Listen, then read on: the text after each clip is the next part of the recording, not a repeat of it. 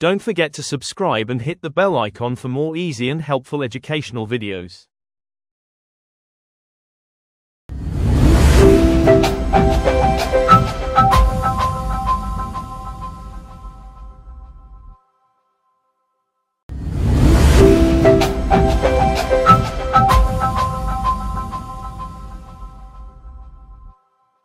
ఈ రోజు మనం క్షేత్ర సందర్శనలు ఆ యూనిట్ లో చిట్ట చివరి అంశం క్షేత్ర సందర్శనలు.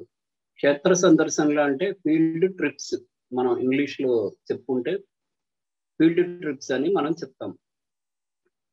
మనం నిన్న ప్రెస్ టూర్లు అని చెప్పుకున్నాం. ఈరోజు ప్రెస్ ట్రిప్స్ లేదా ఫీల్డ్ ట్రిప్స్ మనం ఈరోజు చెప్పుకుంటున్నాం.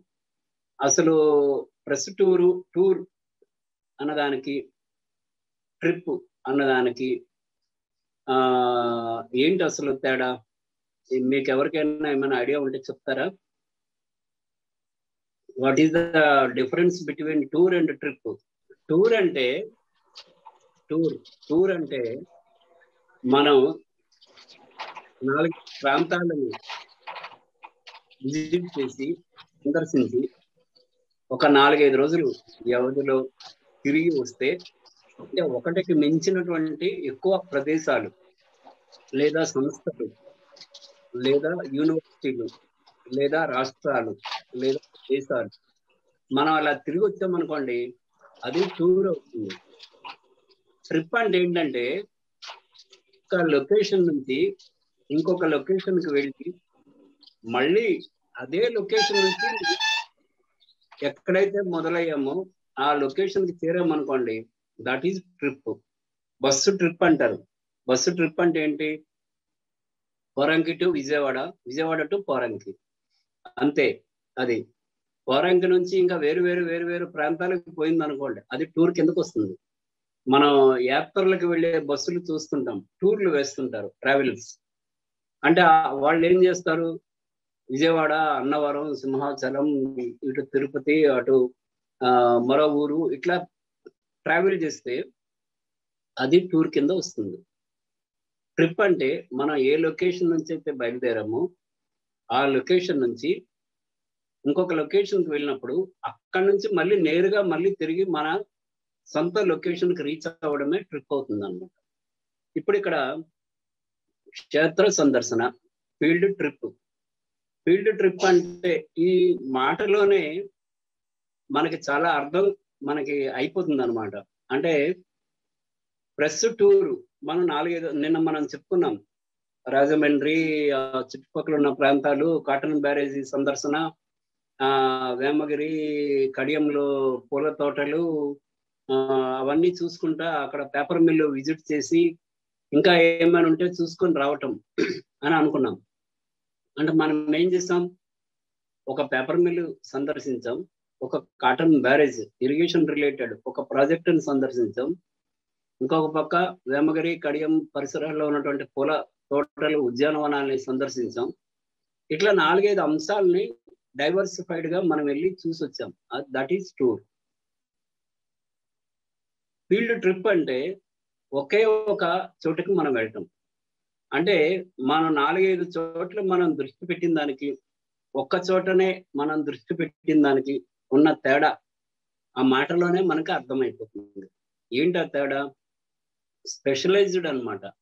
అంటే మీరు ఒకే ఒక అంశం గురించి అధ్యయనం చేయడానికి, ఆ ఒక్క అంశం మీదనే పూర్తిగా అథారిటీ సాధించడానికి మీరు ఏం చేస్తున్నారు? వేరే చోటుకి వెళ్తున్నారు. అంటే అది ఒక ల్యాబ్ కావచ్చు, రీసెర్చ్ ల్యాబ్ కావచ్చు, లేదు అంటే ఒక మల్టీ డ్రగ్ కంపెనీ కావచ్చు, లేకపోతే ఒక అగ్రికల్చర్ ఆర్ హార్టికల్చర్ రిలేటెడ్ ఒక ఫీల్డ్ కావచ్చు, ఒక పంటకు సంబంధించింది కావచ్చు, మనం అక్కడికి వెళ్ళి స్టడీ చేయొచ్చు. అట్లాగే ఒక పోలీస్ ట్రైనింగ్ కాలేజీ కావచ్చు. పోలీస్ ట్రైనింగ్ కాలేజీలో ఎట్లా అవుతుంది? మార్నింగ్ నుంచి ఈవినింగ్ వరకు అక్కడ ఉన్న కొత్తగా రిక్రూట్ అయినటువంటి వాళ్ళకి ఎటువంటి ట్రైనింగ్ ఇస్తారు, వాళ్ళు అసలు ఎన్ని గంటలు లెగుస్తారు. మనం కొన్ని టీవీ ఛానళ్లలో మనం కొన్ని ప్రోగ్రామ్స్ చూస్తుంటాం. పాపులర్ అయినటువంటి స్టార్స్ కానీ ఎవరైనా వాళ్ళ మార్నింగ్ నుంచి ఈవినింగ్ వరకు వాళ్ళ దినచర్య ఎట్లా ఉంటుంది మనకు ఆసక్తి కలిగిస్తుంది అనమాట. ఆ దినచర్య మనకి అవకాశం దొరికింది అనుకోండి, ఒక గవర్నర్ దగ్గరికి వెళ్తాం. వెళ్ళి మార్నింగ్ నుంచి ఈవినింగ్ వరకు ఒక గవర్నర్ తన దినచర్య ఎట్లా ఉంటుంది, మార్నింగ్ ఏం చేస్తారు, తర్వాత ఏం చేస్తారు, ఈవినింగ్ మధ్యాహ్నం ఏం చేస్తారు, ఈవినింగ్ ఏం చేస్తారు. అప్పట్లో గతంలో మన మాజీ ముఖ్యమంత్రుల కార్యక్రమాలు ఒక రోజంతా వాళ్ళతో ఎట్లా వాళ్ళ యాక్టివిటీ ఎట్లా ఉంటుంది, వాళ్ళ కార్యకలాపాలు, ఆఫీస్కి ఎప్పుడు వెళ్తారు, వెళ్ళగానే ఏం చేస్తారు, ఇదంతా కూడా మనకి గతంలో కొన్ని కార్యక్రమాలు ప్రసారమైనాయి. అంటే మనం అట్లా ఒక ట్రిప్కి వెళ్ళి ఒక సైంటిస్ట్ తీసుకోండి, ఆ సైంటిస్టు రోజంతా తను చేసేటటువంటి కార్యకలాపాలు ఏంటి, దేని మీద స్టడీ చేస్తున్నాడు, ఆ స్టడీ వలన మనకి దేశానికి ఏం లాభం ఉంటుంది, దాని రిజల్ట్స్ ఏంటి, సిమిలర్ రీసెర్చ్ వరకు ప్రపంచంలో ఇంకెక్కడైనా జరుగుతుందా, జరిగితే ఎక్కడ జరుగుతుంది.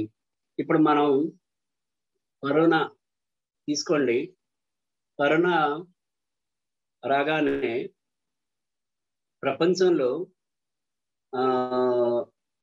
మెజారిటీ కంట్రీస్ అంటే the so called advanced countries అంటే అభివృద్ధి చెందిన దేశాలు, భారతదేశం అభివృద్ధి చెందుతున్న దేశం, అభివృద్ధి చెందిన దేశంగా త్వరలో మారబోతోంది. మిగిలిన దేశాలు పేద దేశాలు. అయితే మనం అభివృద్ధి చెందుతున్న దేశం హోదాలో ఉన్నప్పటికీ కూడా మనం అభివృద్ధి చెందిన దేశాలతో మనం పోటీ పడ్డాం. ఏ విషయంలో? కరోనా నివారణ విషయంలో. అంటే అవసరమైనటువంటి మాస్కుల్ని సప్లై చేయడంలో కానీ, శానిటైజర్స్ సప్లై చేయడంలో కానీ, వ్యాక్సిన్ సప్లై చేయడంలో కానీ, అవసరమైనటువంటి మెడిసిన్స్ సప్లై చేయడంలో కానీ మనం అప్పటికప్పుడు మనం వాటిని ఉత్పత్తి చేసి మన దేశంలో ప్రజలందరికీ అవసరమైన రీతిలో వాటిని మనం అందుబాటులోకి తేగలిగాం. మొదట్లో మాస్క్ అంటే 200, 300కి అమ్మేవారు, ఇప్పుడు 10 రూపాయలకు దొరుకుతుంది. N95 మాస్క్ అంటే ఒకప్పుడు 200 రూపాయలకు అమ్మారు, ఇప్పుడు 40 రూపాయలకు దొరుకుతుంది. ఎందుకు తగ్గింది రేటు? మనం తయారు చేసుకుంటా ఉన్నాం. అసలు ఈ మాస్కులు ఎట్లా తయారు చేస్తారు? లేదా అంటే శానిటైజర్స్, అసలు శానిటైజర్ అంటే ఏంటి? కొన్ని చోట్ల మనం గమనించాం, నీళ్లకు బదులు శానిటైజర్ తాగేశారని. లేదా అంటే చేతులకి శానిటైజర్ రాసుకొని ఎక్కడో స్టవ్ వెలిగించినప్పుడు మరో దగ్గర వాళ్ళకి అది వెంటనే ఫ్లేమ్స్ వచ్చి చేతులు కాలాయని, ఇట్లాంటి వార్తలు కూడా మనం చదివాం. అలాగే మాస్కులు, 2-3 మాస్కులు వాడుతున్న వాళ్ళు, అస్సలు మాస్క్ వాడని వాళ్ళు, మాస్క్ వాడని వాళ్ళలో వచ్చినటువంటి కరోనా పరిస్థితి ఏంటి, వాడిన వాళ్ళలో వచ్చిన పరిస్థితి ఏంటి, ఇవన్నీ కూడా మనకు ఆసక్తి కలిగించేటటువంటి అంశాలు.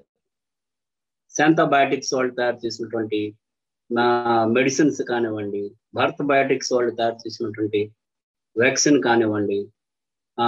కొన్ని రోజులు ఏమైంది, ఒక వ్యాక్సిన్ బాగా పనిచేస్తుందని ఇంకో వ్యాక్సిన్, కోవాక్సిన్ సరిగా పనిచేయట్లేదని, ఇట్లాంటి ఆరోపణలు కూడా వచ్చినాయి. కొన్ని వార్తలు ఎట్లాంటివి వచ్చినాయి, కోవాక్సిన్ తీసుకుంటే వాళ్ళకి విదేశాలు వెళ్ళే అవకాశం లేదు, ఎందుకంటే ఇంటర్నేషనల్ ట్రావెల్ కి వరల్డ్ హెల్త్ ఆర్గనైజేషన్ కోవాక్సిన్ కి అనుమతి ఇవ్వలేదు అనేది జరిగింది. దాంతో కోవాక్సిన్ తీసుకున్న వాళ్ళంతా కూడా కోవిషీల్డ్ కి షిఫ్ట్ అయ్యారు. కొంతమంది, ఒకే వ్యక్తి కోవాక్సిన్, కోవిషీల్డ్ తీసుకున్నాడు మహారాష్ట్రలో, మనం వార్తల్లో చదివాం. ఆ రెండింటి తాలూకా ప్రభావం ఎట్లా ఉంది అనేది ఆయన స్టడీ చేశాడు.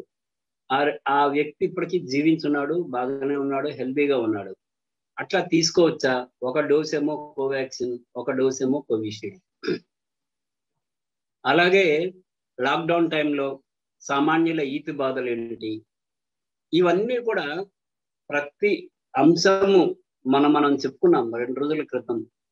మనిషిని కరిచినా కూడా వార్తే, మనిషి కుక్కను కరిచినా వార్తే, కుక్క మనిషిని కరిచినా వార్తే, కుక్కను కరిచినా కూడా వార్తే. ఒక కుక్క పోయి 200-300 కుక్కల్ని కరిసేసింది అనుకోండి, స్ట్రీట్ డాగ్స్ కాకుండా పెంపుడు జంతువుల్ని కరిసింది అనుకోండి, అది ఒక పెద్ద వార్త. లేదు అంటే ఒక కుక్క ఒక వ్యక్తినే కరిసింది అనుకుందాం, అంటే ఆ వ్యక్తి ప్రముఖుడు అయి ఉండొచ్చు, ఒక రాజకీయ నాయకుడో మంత్రో లేకపోతే మరొకరో కావచ్చు. ఆయన ఉపన్యసిస్తున్నప్పుడు పరిగెత్తుకుంటూ వచ్చి కుక్క కరిసింది అనుకోండి, అది కూడా మనకి వార్తే.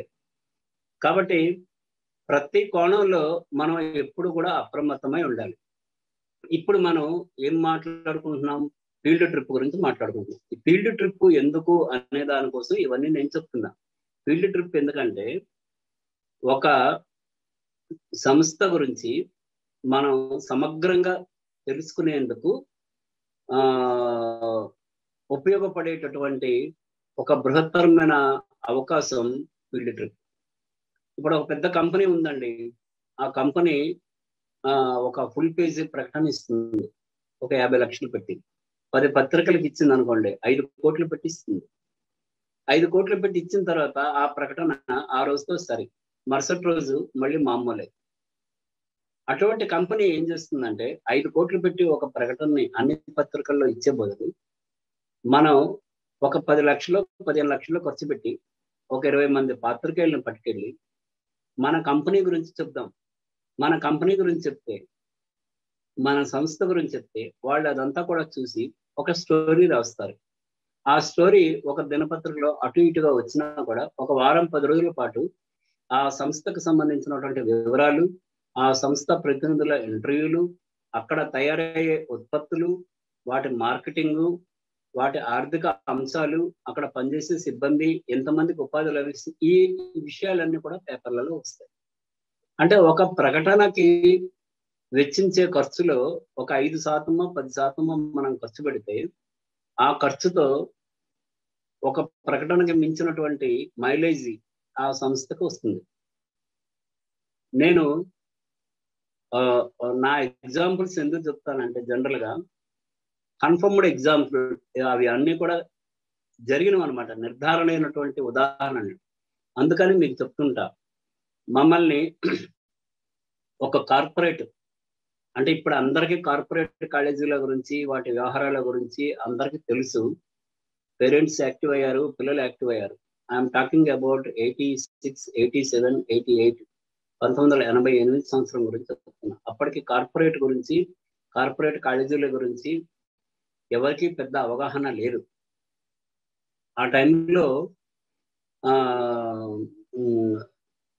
ఆ తర్వాత జరిగినటువంటి ఆ పీరియడ్ లో బాగా కాలేజీల్లో ఆత్మహత్యలు బాగా జరిగేవి అనమాట. పిల్లల ఆత్మహత్యలు మార్కుల కోసం కానివ్వండి, వాళ్ళు చేస్తున్న ఒత్తిడికి పెట్టడం వల్ల కానివ్వండి, మరొక అంశం. ఆ టైంలో మమ్మల్ని ఒక 15 మంది పాత్రికేయుల్ని ఆ కార్పొరేట్ కాలేజీ ఆహ్వానించి, అసలు పిల్లల ఆత్మహత్యకి మేము కారణం కాదు, ఇక్కడ మేము ఎన్ని రకాల సౌకర్యాలు కల్పిస్తున్నామో చూడండి అని మమ్మల్ని పట్టుకెళ్ళి చూపించారనమాట. చూపించేటప్పుడు ఆ కాలేజీ చైర్మన్, డైరెక్టర్లు, అక్కడ ఫ్యాకల్టీ వాళ్ళు మాట్లాడిన అంశాలు, మాకు ఇన్ని ర్యాంకులు వచ్చినాయి, పలానా దాంట్లో నీట్లో అప్పుడు నీట్ లేదనుకోండి, AEEలో ఇన్ని ర్యాంకులు వచ్చినాయి, JEEలో ఇన్ని మార్కులు వచ్చినాయి, ఇన్ని ర్యాంకులు వచ్చినాయి, మాకు అట్లా చెప్పుకుంటూ పోతున్నారు. ఒక మేము వెళ్ళిన 15 మందిలో ఒక దాదాపు 10-12 మంది ఆ అంశాల మీద దృష్టి పెట్టారు. మేము 2-3 వేరే విషయాల మీద దృష్టి పెట్టాం. వేరే విషయాలు అంటే ఏంటంటే, ఒక అమ్మాయి క్లాస్ రూమ్ లో తన పుస్తకాలతో పాటు ప్లేట్ కూడా పెట్టుకుంది. నేను అడిగాను ఆ అమ్మాయిని, ప్లేట్ ఎందుకు తెచ్చుకున్నావమ్మా అని. అంటే అమ్మాయి చెప్పింది, సార్ మేము లంచ్ బ్రేక్ ఇచ్చారంటే నేను మళ్ళీ నా రూమ్కు పోయి నేను పరిగెత్తుకుంటూ వచ్చేసరికి ఇక్కడ పెద్ద క్యూ ఉంటుంది సార్, మాకు 1/2 అవర్ టైం ఇస్తారు భోజనం చేయడానికి. ఈ 1/2 అవర్లో నేను ఎప్పుడు వెళ్తాను, ఎప్పుడు ప్లేట్ తెచ్చుకుంటాను, ఎప్పుడు లైన్లో నిల్చుంటాను, ఎప్పుడు భోజనం చేస్తాను, అందుకని మార్నింగ్ క్లాస్ రూమ్కి వచ్చినప్పుడే బుక్స్ తో పాటు ప్లేట్ తెచ్చుకుంటాను సార్ అని. ఇంకొక అమ్మాయి దగ్గర ఒక లెటర్ ఉంది, ఆ లెటర్ అంతా కూడా ఇంకు పూసింది. అమ్మాయిని అడిగిన, ఏందమ్మా ఏంటి ప్రాబ్లం, ఇంకు ఎట్లా వచ్చింది దాని అంటే, సార్ మాకు ఇంటి నుంచి వచ్చే ఉత్తరాల్లో మా అమ్మా నాన్న రాసే ఉత్తరాలని సైతం దాని మీద ఇంకు పూసి బాగున్నావమ్మా, బాగా చదువుకో అన్న 2 లైన్లు తప్ప మిగతా లైన్లన్నీ కూడా ఇంకు పూసి ఇస్తారు సార్ అని చెప్పింది. అయిపోయింది. అది ఫీల్డ్ ట్రిప్ మాది. మమ్మల్ని అందరినీ పట్టుకెళ్ళారు. కాలేజీ అక్కడ సౌకర్యాలు అమోఘం అన్నమాట. అంటే ఒక సెంట్రల్ జైల్ లాగా ఒక పెద్ద పెద్ద గోడలు, లగ్జరీ రూమ్స్, సోఫాలు, కొత్త కుర్చీలు, రైటింగ్ ప్యాడ్స్, మంచి రైటింగ్ ప్యాడ్స్, పుస్తకాలు, మంచి పెన్నులు, 1,00,000 పుస్తకాలతో కూడిన లైబ్రరీ, ఒక 30 ఏళ్లుగా పనిచేస్తున్నటువంటి ఫ్యాకల్టీ, అంతా సీనియర్ ఫ్యాకల్టీ, క్లాస్ రూమ్స్, అందమైన క్లాస్ రూమ్స్, పెద్ద పెద్ద బోర్డులు, డిజిటల్ బోర్డులు, అవన్నీ కూడా అద్భుతం. అంటే మన రాష్ట్రంలో ఇట్లాంటి సదుపాయాలు ఉన్న కాలేజీలు కూడా ఉన్నాయా అని మనకు ఆశ్చర్యం కలుగుతుంది. అటువంటి సౌకర్యాలు ఉన్నటువంటి కాలేజీ గురించి అందరూ కవర్ చేసుకుంటూ వచ్చారు. నేను ఆ రోజు రాసినటువంటి వార్తకి నేను పెట్టిన హెడ్డింగ్ ఏంటంటే, అదొక అరణ్యం, అక్కడ చావే శరణ్యం. అది నేను పెట్టిన హెడ్డింగ్. అరణ్యం గొప్ప గొప్ప అమోఘమైనటువంటి వనమూలికలతో కూడినటువంటి ఒక అరణ్యం ఉంటుంది. కానీ అరణ్యం అంత గొప్ప వృక్షాల మధ్య దేవదారు వృక్షాలు, వనమూలికలతో కూడిన వృక్షాలు ఇవన్నీ ఉన్నా అక్కడ మనం ఉండగలమా? సౌకర్యాలు అమోఘంగా ఉన్నాయి, కరెక్టే. కానీ అక్కడ ఒక పిల్లాడు కూడా ఉండి చదువుకోగలిగినటువంటి మానసిక సంసిద్ధతకు అవసరమైనటువంటి పరిస్థితులు అక్కడ లేవు. లేకపోవడం వల్లనే పిల్లలు ఆత్మహత్యలు చేసుకుంటున్నారు అని నేను రాస్తే, దాని మీద అప్పటి విజయవాడ కలెక్టర్ స్పందించి, కృష్ణా జిల్లా కలెక్టర్ విజయవాడకు అప్పుడు సబ్ కలెక్టర్ ఉండేవారు, ఆ సబ్ కలెక్టర్ ఒక ఆయన యంగ్ ఆఫీసరు, ఆయన స్పందించి దాని మీద ఇదంతా కూడా నిజమే, నేను కూడా విజిట్ చేశాను అనే నేషనల్ కమిషన్ కి లెటర్ రాస్తే, నేషనల్ కమిషన్ ఒక మెంబర్ని పంపించి దాని మీద దర్యాప్తు జరిగి అదొక పెద్ద వివాదంగా మారి కార్పొరేట్ కాలేజీలను నియంత్రించాలి, ఇందుకు సంబంధించి ఒక కమిటీని వేయాలి అని ప్రభుత్వం నిర్ణయించి ఒక కమిటీని వేసి, ఆ కమిటీ ఇచ్చిన సిఫార్సుల మేరకు కార్పొరేట్ కాలేజీల తాలూకా విచ్చలవిడితనం మీద ఒక నియంత్రణ అనేది తీసుకొచ్చింది. అఫ్ కోర్స్ ఇప్పటికీ కూడా వాళ్ళ ఇది ప్రచారాలు అవన్నీ జరుగుతూనే ఉన్నాయి, మనం చూస్తూనే ఉన్నాం. బట్ కొంత సమ్ ఎక్స్టెంట్, అంటే ఒక 10-15%, 20% కార్పొరేట్ కాలేజీల తాలూకా అక్రమాలను నిరోధించడానికి నా వార్త ఆధారమైంది. అంటే మనం ఒక ఫీల్డ్ ట్రిప్కి వెళ్ళినప్పుడు మనం ఏ ఉద్దేశంతో వెళ్ళాం, అక్కడ వాళ్ళు ఏం చేస్తారంటే మనకి శుభ్రంగా మంచి భోజనాలు, మంచి టిఫిన్లు, మంచి గిఫ్ట్లు అన్ని ఇస్తారు. ఇదంతా ఓపెన్ సీక్రెట్ కాబట్టి చెప్తున్నా. ఇచ్చి మనల్ని గౌరవంగా చూసి అవసరమైతే మనకు మెడలో దండలు వేసి, మీ అంతటి వారు లేరు అమోఘులు, మీరు ఇంతటి వాళ్ళు అంతటి వాళ్ళు అని పొగిడి కాసేపు మనకి పంపిస్తారు. దీంతో మనం ఉప్పొంగిపోయి మన టాస్క్ ని మర్చిపోకూడదు అనమాట. అందుకే ఒక రిపోర్టర్గా ఉన్నప్పుడు మనం 2-3 రకాలుగా మన ప్రవర్తనని మనం చెప్పుకోగలగాలి. ఎట్లా అంటే, ఒకటి మన ఆహార్యం, మన వేషధారణ, మన భాష, మన పంక్చువాలిటీ, మనం మాట్లాడే మాట తీరు, మనం వేసే ప్రశ్నలు క్లుప్తంగా, స్పష్టంగా, విషయానికి సంబంధించింది ఉందా లేదా, ఇది ఒక అంశం. రెండోది, మనం ఎక్కడికి వెళ్ళినా కూడా ఒక 5 minutes ముందు ఉండాలి. కరెక్ట్ గా టైం 9 o'clock అంటే మన 8:55కి అక్కడ ఉండేటట్టుగా ఉండాలి. మీరు ఒక 10 సార్లు, 15 సార్లు, 20 సార్లు ఒక ప్రోగ్రామ్, డిఫరెంట్ ప్రోగ్రామ్స్కి వెళ్ళినప్పుడు మిమ్మల్ని గమనించినటువంటి ఒక నాయకుడు ఒక 20-30 సార్లు, 1 సంవత్సరం తర్వాత, 2 సంవత్సరాల తర్వాత ఏమంటాడు, సార్ ఈయన ఫస్ట్ వస్తాడు సార్, ఈయన ఎక్కడ ప్రెస్ మీట్ పెట్టినా ఫస్ట్ ఈయనే కనిపిస్తాడు సార్ నాకు అంటాడు. ఆయన ఆ మాట అనడం ద్వారా మీకు ఎంత మైలేజ్ వస్తుందంటే, ఈయన పెర్ఫెక్ట్, ఈ రిపోర్టర్ పెర్ఫెక్ట్ అనే స్టాంప్ మీకు వస్తుంది. దానివల్ల మీకు సమాచారం ఇచ్చే వాళ్ళ సంఖ్య పెరుగుతుంది. మనకి ఒక రిపోర్టర్గా మనం ఏం చేయాలంటే, నెట్వర్క్ అనేది చాలా ఇంపార్టెంట్.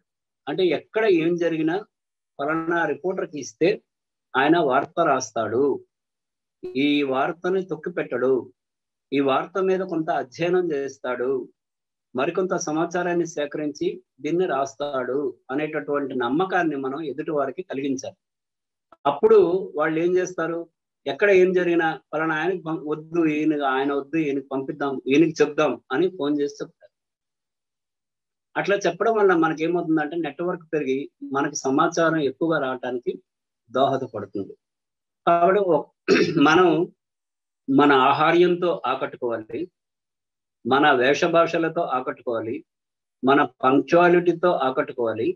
ఇక 4వది మన అధ్యయనం. మనం ఎక్కడికి పోతున్నాము, ఫీల్డ్ ట్రిప్ లో ఫలానా సంస్థ చూడడానికి వెళ్తున్నాం, ఆ సంస్థకు సంబంధించి బ్యాక్గ్రౌండ్ ని మనం స్టడీ చేయాలి. ఆ సంస్థ తాలూకా డైరెక్టర్లు ఎవరు, వాళ్ళ మీద ఏమైనా ఇది వరకు ఏమైనా క్లీన్ చిట్ ఉందా, లేకపోతే ఏమైనా అక్రమాలు జరుగుతున్నాయి ఆ కంపెనీలో లేదా దీంట్లో, ఒకవేళ బాగుంటే వాళ్ళ గురించి ఏంటి, మనం కొంత స్టడీ చేయాలి.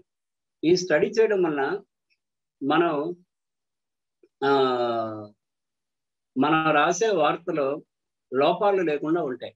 అంటే మీకు చిన్న ఎగ్జాంపుల్, సింపుల్, మీరు ఏంటంటే మీరు కొంచెం సర్టిఫికేట్ కోర్సు ప్రోగ్రాంలు ఉన్నారు కాబట్టి కొంచెం లోవర్ లో చెప్తున్నాను నేను, అంటే చిన్న విషయాల్ని చెప్తున్నా. మీకు ఇంకా డిప్లొమా కోర్సులు ఉంటాయి, తర్వాత డిగ్రీ ఉంటుంది, బీసీజే ఉంటుంది, తర్వాత ఎంసీజే పోస్ట్ గ్రాడ్యుయేషన్ ఉంటుంది, తర్వాత పిహెచ్డి ఉంటుంది. అది కొంచెం హయ్యర్ లెర్నింగ్ కాబట్టి అక్కడ కొంచెం పెద్ద పెద్ద ఉదాహరణలు, కొంచెం సంక్లిష్టమైన అంశాలని మనం చర్చించుకోవచ్చు. మీరు ఇప్పుడు మాట్లాడుతున్నది, మనం చదువుకుంటున్నది, చెప్పుకుంటున్నది అంతా కూడా సర్టిఫికేట్ ప్రోగ్రామ్ కాబట్టి నేను చిన్న చిన్న ఉదాహరణలు చెప్తున్నా. కాబట్టి చిన్న ఉదాహరణలు కాబట్టి ఇదేదో చిన్న విషయంగా మీరు తీసుకోవద్దు. ఇప్పుడు మనం అధ్యయనం చేయకపోతే ఏమవుతుందంటే, విద్యాశాఖ ఉంది ఆంధ్రప్రదేశ్ లో. విద్యాశాఖలో ఏముంటుంది, పాఠశాల విద్య ఉంటుంది, తర్వాత mid day meal programme, Rajiv Vidya mission అని ఆర్విఎం అది ఉంటుంది, తర్వాత జూనియర్ కాలేజీలు, ఇంటర్మీడియట్ ఎడ్యుకేషన్ అది ఉంటుంది, తర్వాత టెక్నికల్ ఎడ్యుకేషన్ అది ఉంటుంది, హైయర్ ఎడ్యుకేషన్ ఉంటుంది, యూనివర్సిటీస్ ఉంటాయి. వీటికి తోడు ప్యారలల్ గా హైయర్ ఎడ్యుకేషన్ కౌన్సిల్ ఉంటుంది. తర్వాత ఏముంటాయి, హైయర్ ఎడ్యుకేషన్ ఫీజుల రెగ్యులేషన్ కమిషన్ ఉంటుంది, స్కూల్ ఎడ్యుకేషన్ ఫీజుల రెగ్యులేషన్ కమిషన్ ఉంటుంది, ఎడ్యుకేషన్ కమిషన్ ఉంటుంది, ఎడ్యుకేషన్ అడ్వైజరీ ఉంటుంది. ఇన్ని విభాగాలు ఉంటాయి. అన్ని విభాగాలకు కూడా ఇంటర్మీడియట్ బోర్డు కార్యదర్శి ఉంటారు, ఉన్నత విద్యా మండలి కార్యదర్శి ఉంటారు, గ్రామ స్థాయిలో కార్యదర్శి ఉంటారు. ఇప్పుడు కలెక్టర్ అన్నట్టు, కలెక్టర్ అంటే జిల్లా కలెక్టరా, టికెట్ కలెక్టరా? కాబట్టి మనం ఒక సంస్థ దగ్గరికి వెళ్ళామంటే అక్కడ పనిచేస్తున్నటువంటి ఉద్యోగులు, బాధ్యులు, వాళ్ళ హోదాలు ఏంటి, వాళ్ళ పేర్లు ఏంటి, వాళ్ళ కాంటాక్ట్స్ ఏంటి, మనం కరెక్ట్ గా రాసుకోవాలి. ఒక ఆయన ఉన్నత విద్యా మండలి కార్యదర్శి అన్న పోస్టుని ఉన్నత విద్యాశాఖ కార్యదర్శి అని రాస్తాడు. అంటే ఉన్నత విద్యా మండలి కార్యదర్శి వేరు, ఉన్నత విద్యాశాఖ కార్యదర్శి వేరు, ఉన్నత విద్యా ఫీజుల కమిషన్ కార్యదర్శి వేరు, ఉన్నత విద్యా సలహాదారు కార్యదర్శి వేరు. కాబట్టి మనం కార్యదర్శే, ఉన్నత విద్యలో కూడా ఎన్ని విభాగాలు ఉన్నాయి, ఈ విభాగాలకి ఉన్నటువంటి తేడా మనకి వ్యత్యాసం తెలియాలి. పట్టు పరిశ్రమ ఉంటుంది, ఉద్యానవనాలు ఉంటుంది, వ్యవసాయ శాఖ ఉంటుంది. ప్రతిదానికి కూడా అధికారులు వేరువేరుగా ఉంటారు. వ్యవసాయ శాఖ కార్యదర్శి, పట్టు పరిశ్రమ కార్యదర్శి ఒకరు కారు. వ్యవసాయ శాఖ డైరెక్టర్ సంచాలకులు, పట్టు పరిశ్రమ సంచాలకులు ఒకరు కారు. వికలాంగుల శాఖ సంచాలకులు, బాలల సంక్షేమ శాఖ సంచాలకులు, మహిళా సంక్షేమ శాఖ సంచాలకులు ఒకరు కారు. కాబట్టి మనం ఎక్కడికైనా ఫీల్డ్ ట్రిప్ వెళ్ళేటప్పుడు ఆ సంస్థ గురించి, అక్కడ పనిచేసేటటువంటి వ్యక్తులు, వాళ్ళ హోదాల గురించి మనం ఒక డైరీని మెయింటైన్ చేయాలి. ఒక డైరీలో ప్రతి పాయింట్ రాసుకోవాలి. అంటే మీరు అది వార్త రాసేటప్పుడు వినియోగిస్తారా, వినియోగించారా అది మీ ఇష్టం. అది ఉపయోగపడుతుందా ఉపయోగపడదా అనేది తర్వాత విషయం. కానీ మనం పాయింట్స్ మాత్రం నోట్ చేసి పెట్టుకోవాలి. మీరు ఒక 10 రోజులు, 15 రోజులు, 20 రోజులు లేకపోతే ఒక నెల తర్వాత రిలేటెడ్ గా మీరు ఒక అంశాన్ని ఏదైనా రాయాలనుకున్నప్పుడు ఒకసారి మీరు డైరీని తిరిగేశారంటే అందులో ఉన్నటువంటి పాయింట్లు మళ్ళీ మీకు గుర్తుకు రావాలి. కాబట్టి ఇప్పుడు చాలా మంది ఏం చేస్తారంటే ప్రెస్ మీట్కి పోతే అలా కూర్చుంటారు, వింటారు. ఆఫీసులకు వచ్చిన తర్వాత ఫోన్లు చేస్తుంటారు. ఆయన ఏదో అన్నాడండి, ఏంటి ఆ పాయింట్ అని అంటారు. మనకు ఆ అవసరం లేదు. మనం నోట్ చేసుకున్నాం అనుకోండి, ప్రతి పాయింట్ని కూడా మనం ఇంకొకరిని అడగాల్సిన అవసరం రాదు.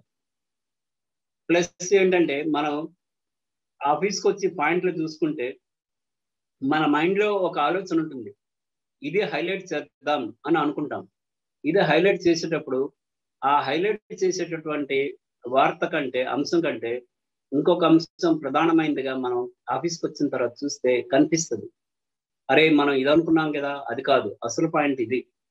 మనకి పంజాగుట్టలో ఉమ్మడి రాష్ట్రంలో ఉన్నప్పుడు విషయం, పంజాగుట్టలో ఫ్లైఓవర్ కూలింది. ఈ ఏజెన్సీ కాపీలు ఎట్లా వస్తాయంటే ఎప్పుడైనా కూడా, ఇప్పుడు ఒక బస్సు వెళ్తుంది అనుకోండి, ప్రమాదం జరిగింది. ఆ ప్రమాదం జరిగితే ఆ బస్సులో ఉన్నటువంటి కెపాసిటీ 72 మంది ప్రయాణికులు అయితే ఏజెన్సీ ఎట్లా ఇస్తుందంటే ఆ వార్తని, బస్సు ప్రమాదం, బస్సు పడిపోయిందనో మునిగిపోయిందనో ఏదో రాసి 72 మంది మృతి చెందే అవకాశం అని రాస్తుంది అనమాట. అంటే ఎంత కెపాసిటీ ఉందో అంతమందికి కూడా ప్రమాదం వాటిల్లే సందర్భం ఉండొచ్చు అని వాళ్ళు మాక్సిమం ఎక్స్టెంట్ తీసుకుంటారు. గోదావరిలో పడవ మునిగి 26 మంది వరకు మృతి చెంది ఉండొచ్చు అని అనుకుంటున్నారు అని వార్త పంపిస్తారు వాళ్ళు, ఏజెన్సీ వాళ్ళు. పంజాగుట్టలో ఫ్లైఓవర్ కూలింది. ఫ్లైఓవర్ కూలినప్పుడు ఫ్లైఓవర్ కూలి 25 మంది మృతి, కింద కార్లు ధ్వంసం. అంటే అది వెంటనే ఎవరైనా చూసి ఏమనుకుంటారంటే నిజమే అయి ఉండొచ్చు అనుకుంటారు. కానీ అక్కడ మృతి చెందింది ఒక్కరే ఆ ప్రమాదంలో. 25 అనే సంఖ్య ఎక్కడ వచ్చింది?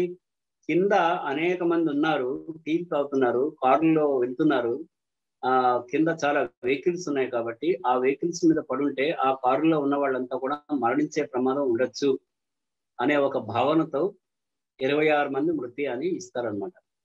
కాబట్టి మనం వార్త ఇచ్చేటప్పుడు మనం ఒక ఛానల్లో 25 మంది మృతి అని వచ్చింది కాబట్టి మనం అది ఇప్పుడు పోయి అది వెరిఫై చేసుకునే టైం మనకు లేదు అనుకుని మనం అదే వార్తను మనం చెప్పాం అనుకోండి, నెక్స్ట్ ఏమవుతుంది, ఫూల్ అవుతాం. కాబట్టి మనం ఏ వార్త వచ్చినా, ఏ ఛానల్లో వచ్చినా ఆ వార్తని తప్పనిసరిగా మనం నిర్ధారించుకోవాలి. నిర్ధారించుకోవాలి అంటే ఆ వార్తకు సంబంధించినటువంటి బ్యాక్గ్రౌండ్ మీద మనకు అవగాహన ఉండాలి. అవగాహన ఉండాలంటే అది ఎట్లా సాధ్యం అంటే ప్రెస్ టూర్లు, ఫీల్డ్ ట్రిప్స్ ద్వారా మనం అక్కడికి వెళ్ళటం ద్వారా, ఇప్పుడు వరి పంటకి ఆకు పురుగు అంటారు. ఆ పంటకి పురుగు పట్టడం అంటే ఏంటి, ఆ పురుగు పట్టడానికి కారణాలు ఏంటి, అక్కడ నేల మట్టి సారంలో తేడానా, లేకపోతే నేల దీనివల్ల నేల పరిస్థితుల వల్ల పురుగు పడుతుందా, లేకపోతే మ్యాసివ్ గా స్టేట్ అంతా కూడా ఒకే రకమైనటువంటి పురుగు పడుతుందా, దీనికి కారణం ఏంటి? ఇది మనంతటా మనం తెలుసుకునే అంశం కాదు. అది మనం అక్కడ వ్యవసాయ శాస్త్రవేత్తలతో మాట్లాడి ఇట్లా పురుగు వస్తుంది, ఎందుకు వస్తుంది, దీనివల్ల ఎంత పంట నాశనం జరుగుతుంది, ఈ పంట నాశనం వల్ల రైతుపై ఎంత భారం పడుతుంది, ప్రభుత్వంపై ఎంత భారం పడుతుంది, దీన్ని నివారణ చర్యలు ఏంటి, దీన్ని నివారించవచ్చా, నివారిస్తే మనకి పంట ఉత్పత్తి పెరిగే అవకాశం ఉందా, లేకపోతే కనీసం పంట నష్టం రాకుండా చూడొచ్చా, ఈ విషయాన్ని మనం తెలుసుకొని ఆ ఫీల్డ్ ట్రిప్కి వెళ్తే అక్కడ ఉన్నటువంటి క్షేత్రంలో, వ్యవసాయ క్షేత్రంలో ఆ శాస్త్రవేత్త స్వయంగా మనకు చూపించి, ఇదిగోండి ఈ పురుగు పట్టడం అంటే ఇది, ఈ ఇన్ని రకాల పురుగులు పడతాయి, దీనికి సంబంధించి మనం ఈ విషయాల మీద మనం దృష్టి పెట్టాలి, రైతు ఇట్లాంటి చర్యలు తీసుకోవాలి అని చెప్తారు. చెప్పడం వలన అది వార్త. మనం ఎందుకంటే ఫీల్డ్ ట్రిప్స్ లో టూర్స్ లో మనకి ఉన్నటువంటి లాభం ఏంటంటే, మనం ఒక సక్సెస్ఫుల్ ఎక్స్పెరిమెంట్ ని మనం మిగతా వాళ్ళకి చెప్తాం. అంటే ఒక సమస్యని వాళ్ళు ఎట్లా పరిష్కరించుకున్నారు, అనేది మనం ఇతరులకు చెప్పడం ద్వారా అది పరోక్షంగా కానీ ప్రత్యక్షంగా కానీ అది డెవలప్మెంట్ కి అవకాశం ఇస్తుంది. ఎట్లా ఇస్తుంది? ఒక సివిల్ సర్వీస్ ఎంపికైనటువంటి ఒక అభ్యర్థి దగ్గరికి మనం వెళ్ళాం, ఆయన అడిగాం, బాబు నువ్వు ఎట్లా ప్రిపేర్ అయ్యావు, ఎన్ని గంటలు ప్రిపేర్ అయ్యావు, ఏ సబ్జెక్ట్స్ చదివావు, ఆ సబ్జెక్ట్స్ కి సంబంధించి ఏ పుస్తకాలు చదివావు, వాటిని అర్థం చేసుకోవడానికి నువ్వు చేసినటువంటి ప్రయత్నం ఏంటి, ఎక్కడ శిక్షణ పొందావు, ఎక్కడ కోచింగ్ తీసుకున్నావు, ఈ వివరాలు అడిగాం అనుకోండి, ఇంకొకరు సివిల్ సర్వీస్ పరీక్ష రాయటానికి సిద్ధమవుతున్నటువంటి వ్యక్తికి ఈ సమాచారం అనేది తోడ్పడుతుంది అనమాట. తోడ్పడి ఆయన కూడా ఆ లైన్ లో వర్క్ చేసి ఆ పుస్తకాలు చదివి, జనరల్ నాలెడ్జ్కి ఏం పుస్తకం చదివావు అంటే పలానా పుస్తకాన్ని చదివాను. నోటిఫికేషన్స్ ఎందులో వస్తాయి చాలా మందికి తెలియదు. ఎంప్లాయ్మెంట్ న్యూస్ ఆఫ్ ఇండియా ఒకటి ఉంటుంది, అందులో ప్రకటనలు, ప్రభుత్వ ప్రకటనలు వస్తాయి, యూపీఎస్సీ ఎగ్జామ్స్ కి సంబంధించినటువంటి నోటిఫికేషన్లు వస్తాయి. మరి పబ్లిక్ సర్వీస్ కమిషన్ కి సంబంధించి ఎక్కడ వస్తాయి, దినపత్రికలు వస్తాయి, వెబ్ పోర్టల్ విజిట్ చేయాలి. వెబ్ పోర్టల్ ఒకటి ఉంటుంది, దాంట్లో మనం విజిట్ చేయాలి. మన పేరుని పరీక్ష నోటిఫికేషన్ కంటే ముందే అడ్వాన్స్డ్ రిజిస్ట్రేషన్ అనేది చేసుకోవాలి. మన పేరుని, మన డీటెయిల్స్ ని, బేసిక్ డీటెయిల్స్ ని రిజిస్టర్ చేసుకుంటే ఆ ఈమెయిల్ కి నోటిఫికేషన్ రాగానే అడుగుతుంది అనమాట, మీరు గ్రూప్ 1 కి ప్రిపేర్ అవుతున్నారా, గ్రూప్ 2 కి ప్రిపేర్ అవుతున్నారా, లేదా ఇతర సర్వీసులకా, లేకపోతే ప్రమోషన్ రిలేటెడ్ ఎగ్జామినేషన్స్ కా అని అడుగుతుంది. మనం గ్రూప్ 1, గ్రూప్ 2 అని టిక్ పెట్టామంటే ఆ గ్రూప్ 1, గ్రూప్ 2 నోటిఫికేషన్లు వచ్చినప్పుడు ఆటోమేటిక్ గా మనకు మెయిల్ వస్తుంది, ఫలానా నోటిఫికేషన్ విడుదలైంది, మీరు దరఖాస్తు చేసుకోండి అని. ఆ దరఖాస్తు చేసుకున్నప్పుడు మనకి ఏమవుతుంది, స్టూడెంట్ తాలూకా బేసిక్ ఇన్ఫర్మేషన్ అంటే తన పేరు, తండ్రి పేరు, తల్లి పేరు, చదువు, minimum qualification, age, email address, phone number, ఈ డీటెయిల్స్, అడ్రస్ ఇవన్నీ కూడా ఆల్రెడీ ఉంటాయి, మనం రిజిస్టర్ చేసుకున్నాం కాబట్టి. అవన్నీ మనం ఎంటర్ చేయక్కర్లా. మనం చేయాల్సిందంతా కూడా ఏంటంటే అదనపు అర్హతలు ఏమైనా ఉంటే ఈ మీన్ టైంలో, ఈ మధ్యలో మనం ఏమైనా సాధించుంటే ఆ అదనపు అర్హతలకు సంబంధించినటువంటి సమాచారాన్ని ఇచ్చి సబ్మిట్ అని కొడితే మన అప్లికేషన్ ఆటోమేటిక్ గా వెళ్ళిపోతుంది. ఫీజు కట్టాల్సిన వాళ్ళు ఫీజు కట్టాలి, లేని వాళ్ళకి ఎగ్జామ్షన్ వస్తుంది. అది మనం పే చేసామంటే అప్లికేషన్ అప్రూవల్ వచ్చేస్తుంది. కాబట్టి మనం ఎప్పటికప్పుడు అది చూసుకోవాలి. Banking service recruitment board recruitment కి సంబంధించి ఏం చేయాలి, ఇదంతా కూడా మనం ఒక స్టూడెంట్ తో మాట్లాడి ఆయన సాధించిన విజయాల్లో భాగంగా మనం ఆయన గురించి రాసేటప్పుడు, ఫలానా పోర్టల్లో నేను అప్లై చేసిన ఆ పోర్టల్ నేమ్ ఇది, ఇందులో బ్యాంకింగ్ రిక్రూట్మెంట్ కి సంబంధించినటువంటి నోటిఫికేషన్లు ఉంటాయి అని ఒక స్టూడెంట్ చెప్తే, దాన్ని ఒక రూరల్ ఏరియాలో ఉన్నటువంటి ఒక స్టూడెంట్ దాన్ని చదివి ఆ పోర్టల్కి విజిట్ చేసి అక్కడ తను కూడా అప్లై చేయడం ద్వారా తను దాన్ని సాధించి ఈ సక్సెస్ఫుల్ ఎక్స్పెరిమెంట్ ని తను కూడా సక్సెస్ చేస్తాడన్నమాట. అట్లాగే ఒక పాఠశాలలో మౌలిక సదుపాయాలు తక్కువగా ఉన్నప్పటికీ కూడా ఆ పాఠశాలలో ఎక్కువ ఫలితాలు వస్తున్నాయి. ఎట్లా వస్తున్నాయి, ఉన్న టీచర్లను ఎట్లా సర్దుబాటు చేసుకుంటున్నారు, సహజంగా లభించే వస్తువుల నుంచి బోధనోపకరణాలని తయారు చేసి, టీచింగ్ ఎయిడ్స్ ని తయారు చేసి పిల్లలకు చూపించి, చార్ట్లు, బోర్డులు, వాల్ రైటింగ్ ద్వారా పిల్లల్ని ఎట్లా యాక్టివేట్ చేస్తున్నారు అని ఒక స్కూల్లో జరుగుతున్నటువంటి ప్రయోగాల గురించి మనం రాసామనుకోండి, ఒక వార్తగా ఆ స్కూల్కి వెళ్ళి అదే ప్రయత్నం మిగతా పాఠశాలల్లో చేయడం ద్వారా మంచి ఫలితాలని సాధించేందుకు వీలుంటుంది. ఇవన్నీ కూడా ఏంటంటే ఫీల్డ్ ట్రిప్ వలన మనకి పరోక్షంగా సమాజానికి లాభం చేకూర్చేటటువంటి అంశాలు. అంటే మనం ఒక తెలియని సబ్జెక్టు మనం తెలుసుకోవడానికి వీలు కలుగుతుంది, ఒకటి ఫీల్డ్ ట్రిప్ ద్వారా. రెండోది, అక్కడ మనకి తెలియని విషయాన్ని మిగతా ప్రపంచానికి కూడా మనం తెలియపరుస్తాం. ఇప్పుడు మనకి సోషల్ మీడియా వచ్చిన తర్వాత ఏమైంది, ప్రతి ఒక్కరూ పాత్రికేయుడే, ప్రతి సిటిజన్ పాత్రికేయుడు అయిపోయాడు. ఇప్పుడు తనే ఒక హోటల్కి వెళ్తున్నాడు, అక్కడ తింటున్నాడు, ఈ హోటల్లో ఈ కూర బాగుంది, ఈ కర్రీ, లేకపోతే ఈ హోటల్లో ఈ భోజనం బాగుంది, లేకపోతే ఈ బిర్యానీ బాగుంది, లేకపోతే ఈ వెజిటబుల్ ఐటమ్ ఇది బాగుంది అని ఒక చిన్న వీడియో చేసి దాన్ని వైరల్ చేస్తున్నారు. మనకు తెలియని పుష్పాలు దొరికే చోటు, ఇక్కడ పలానా దగ్గర దొరుకుతాయి, ఈ వస్తువులు పలానా చోట దొరుకుతాయి, ఈ షాపుల్లో ఈ వస్తువులు దొరుకుతున్నాయి అని వాళ్ళు మనకు వైరల్ చేస్తున్నారు వీడియోలు పెట్టి. అంటే ఏమవుతుంది, ఇప్పుడు ఎక్కువ భాగం ఇలా జరుగుతున్నటువంటి ప్రచారం ఆధారితంగానే హోటళ్లలో, నేను ఈ మధ్య ఒక హోటల్కి వెళ్ళినప్పుడు చాలా రష్ ఉంది. రష్ ఉంటే నేను అడిగా ఆ హోటల్ వాళ్ళని, ఏంటండి మొన్ననే పెట్టామన్నారు, ఇంత రష్ ఎక్కడి నుంచి వస్తుందంటే, సార్ మాకు స్టార్ రేటింగ్ 5+ వచ్చింది సార్ అన్నాడు. స్టార్ రేటింగ్ 5+ రావడం ఏంటి అని నేను అడిగితే, లేదు సార్ మన జొమాటో వాటిలో పెట్టినప్పుడు మాకు స్టార్ రేటింగ్ ఇస్తారు సార్, ఆ రేటింగ్ బాగుండడం వల్ల రష్ పెరిగింది సార్ అన్న. అంటే నేను వెంటనే, అంటే మీ రేటింగ్ తగ్గిస్తే ఇప్పుడు రష్ తగ్గుతుంది అనమాట అన్న. అంటే నవ్వారు వాళ్ళు. అంటే సోషల్ మీడియాలో వస్తున్నటువంటి వీడియోలను చూసి పలానా చీరలు పలానా దగ్గర దొరుకుతాయి, చౌకగా దొరుకుతాయి, లేకపోతే పలానా బొటిక్ లో ఈ వస్త్రాల్ని డిజైన్ చేసి ఇస్తున్నారు, లేకపోతే ఈ ఊర్లో ఈ అంటే ఇటుకలు తయారు చేసే పరిశ్రమ ఉందనుకున్నాం ఒక ఊర్లో వాళ్ళంతా కూడా ఇటుకల పరిశ్రమలో పనిచేస్తుంటే, ఆ ఇటుకల పరిశ్రమ మీద ఒక వీడియో వచ్చింది అనుకోండి, ఇటుకలు కావాలంటే ఆ ఊర్లోకి వస్తారు.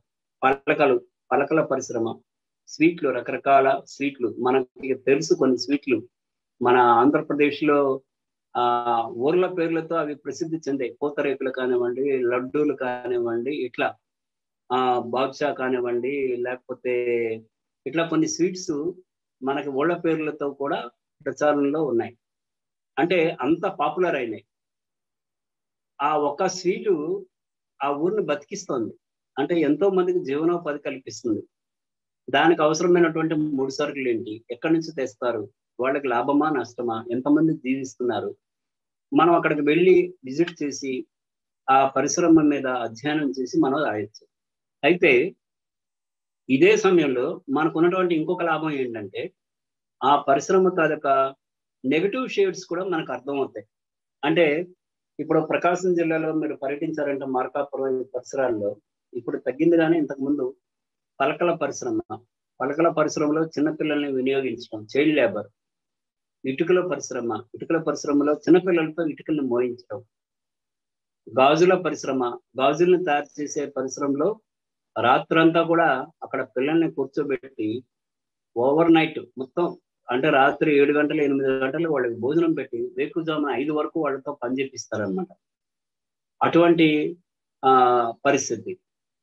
ఇంకొన్ని చోట్ల ఈ పిల్లని ఎత్తుకొచ్చి వాళ్ళని బాల కార్మికులుగా మార్చేసి రైల్వే స్టేషన్లలో, బస్ స్టాండ్లలో వాళ్ళని తిప్పి వాళ్ళు డబ్బులు వసూలు చేస్తే ఆ డబ్బుల్ని తీసుకునేటటువంటి ముఠాలు. ఇట్లాగా మనం ఏంటంటే ఆ పరిశ్రమకి వెళ్ళేటప్పుడు కొన్ని పరిశ్రమల్లో కెమికల్స్ విపరీతంగా వాడతారు.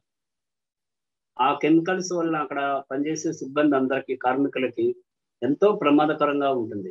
అయినా కూడా ఆ ప్రమాదకర పరిస్థితుల్లోనే జీవనోపాధి కోసం వాళ్ళు పనిచేస్తూ ఉంటారు. కాబట్టి మనం అక్కడికి వెళ్ళిన తర్వాత ఆ పరిశ్రమ మనకి స్వాగతం పలికి టిఫిన్లు పెట్టి, భోజనాలు పెట్టి, మా కంపెనీ ఇట్లాంటిది సార్, అట్లాంటిది, ఇన్ని కోట్లు టర్న్ ఓవర్ చేస్తున్నాం మేము, బ్రహ్మాండంగా ఉంది అని వాళ్ళు చెప్పేటటువంటి కోణానికి అదనంగా మన సమయ స్ఫూర్తిని కూడా ఉపయోగించి ఆ కంపెనీలో జరుగుతున్నటువంటి ఇబ్బందులు ఏంటి, అక్కడ ఉన్న సిబ్బందికి కలుగుతున్నటువంటి ఇబ్బందులు ఏంటి, అక్కడ బాల కార్మికుల సమస్య ఉందా, కెమికల్స్ కి సంబంధించిన సమస్య ఉందా, పర్యావరణ ముప్పుకు సంబంధించిన సమస్య ఉందా, టెంపరేచర్స్ పెరగడానికి అక్కడ ఉన్నటువంటి పరిస్థితులు కారణమవుతున్నాయా, లేకపోతే వాటర్ పొల్యూషన్ జరుగుతుందా, లేకపోతే అక్కడ పొల్యూషన్ ఎక్కడికి డైవర్ట్ చేస్తున్నారు, ఇవన్నింటినీ మనం మన సమయ స్ఫూర్తితో అక్కడ మనం ఉండి మిగిలిన సిబ్బందితో నెమ్మదిగా మాట్లాడి మనం సమాచారాన్ని రాబట్టాలి. ఒకటి. ఇంకొక విషయం ఏంటంటే, మనం ఒక ఫీల్డ్ ట్రిప్ లో మనం ఒక చోటుకి వెళ్ళాం అనుకోండి, ఇంకా వెళ్ళడమే మన పరిజ్ఞానాన్ని మనం ఆల్రెడీ స్టడీ చేసాం కదా, కాబట్టి ఈ స్టడీ చేసిన పరిజ్ఞానాన్ని అంతా కూడా మనం వాళ్ళ మీద ప్రయోగించకూడదు. వెళ్ళగానే ఒక నాయకుడిని కనిపించి, ఏం సార్ పలానా సుబ్బారావు గారిని మీరే చంపేశారంట కదా, మన గొడ్డల్లో పట్టుకెళ్ళి రాత్రి 7 గంటలప్పుడు మీరు అక్కడ నిల్చుంటే మిగతా వాళ్ళంతా వచ్చి కొట్టి చంపేశారంట కదా. ఇట్లా మనం మన ప్రశ్నించే ధోరణి కూడా చాలా సమయస్ఫూర్తితో ఉండాలి. మనం ఒక వ్యక్తిని కనిపించగానే అడగగానే మీరే కదా ఆ డబ్బులు ఇస్తున్నది, మొత్తం ప్రాజెక్టులలో 300 కోట్లు మీరే ఇస్తున్నారంట కదా అనే ప్రశ్నతో మన సంభాషణ మొదలైంది అనుకోండి, అది ముందుకు సాగదు. ముందుకు సాగొచ్చు, గంట సేపు ఆయన మాట్లాడొచ్చు, కానీ మనకు కావాల్సిన సమాచారాన్ని ఆయన ఇప్పుడు హైడ్ చేస్తాడు అనమాట, దాస్తాడు. మనం ఆ మనం దేనికోసం పోయాము? సమాచారాన్ని రాబట్టడానికి వెళ్ళాం. అది మనం మర్చిపోకూడదు. సమాచారాన్ని రాబట్టే పద్ధతి ఏంటి? మనం ఆయనతో మంచిగా మాట్లాడి ఒక్కొక్క ప్రశ్నని స్టెప్ బై స్టెప్ అడుగుతూ, ఇట్లాంటి ఆరోపణలు వస్తున్నాయి, దీని మీద మీరు స్పందిస్తారా? లేదా నా దగ్గర ఒక ప్రశ్న ఉంది, ఆ ప్రశ్న మీకు వేయదలుచుకున్నాను, మీరు దాన్ని పాజిటివ్గా తీసుకోవాలి. మీకు బాధ్యత ఉంటే ఉందని చెప్పండి, లేకుంటే లేదని చెప్పండి. లేదు నేను ఈ ప్రశ్నకి సమాధానం చెప్పనని చెప్పండి, నాకేం అభ్యంతరం లేదు. కాకపోతే మాకున్న అనుమానాన్ని మీ దగ్గరకు వచ్చాం కాబట్టి, మేము నివృత్తి చేసుకోవాలి కాబట్టి నేను అడుగుతున్నాను అని ఒక ప్రశ్న వేశారనుకోండి, ఒక పద్ధతి ప్రకారం మీరు అడిగిన ప్రశ్నకి ఆయన కరెక్టేనండి, నా బాధ్యత లేదు, కానీ నాకు తెలిసిన విషయాన్ని నేను చెప్తున్నా అని మనకి కొంత సమాచారాన్ని అదనంగా ఇచ్చేందుకు వీలు ఉంటుంది. కాబట్టి మనం ఒక ఫీల్డ్ ట్రిప్ లో వెళ్ళేటప్పుడు అక్కడ చూడగానే మనం కార్మికులు, లేదా అంటే అక్కడ పనిచేసే సిబ్బంది, లేకపోతే అక్కడ ఉత్పత్తుల గురించి మనం వెళ్ళగానే ఈ ఉత్పత్తి మార్కెట్ లో లేదు కదా, లేకపోతే ఈ ఉత్పత్తికి ప్రజాదరణ లేదు కదా, దీన్ని ఎవడు కొంటాడండి, ఇది ఇట్లా ఉందేంటి, అది అట్లా ఉందేంటి అనే ప్రశ్నని మనం నేరుగా వేయటం వలన మనం వెళ్ళినటువంటి పర్పస్ ఏదైతే ఉందో, ఉద్దేశం ఏదైతే ఉందో, ఆ ఉద్దేశం నెరవేరకపోయే ప్రమాదం ఉంటుంది. కాబట్టి ఫీల్డ్ ట్రిప్స్ లో మనం వెళ్ళేటప్పుడు మనం కొన్ని జాగ్రత్తలు తీసుకోవాలనేది నా సూచన. ఇక్కడతో మనం యూనిట్ 5 ప్రెస్ మీట్లు, ప్రెస్ నోట్లు, విలేకరుల సమావేశాలు, చట్టసభల వార్తల కవరేజీ, జాగ్రత్తలు, ప్రెస్ టూర్లు, వార్తల కవరేజీ, క్షేత్ర సందర్శనలు, ఈ అంశాలకు సంబంధించినటువంటి టాపిక్స్ ని మనం కవర్ చేశాము.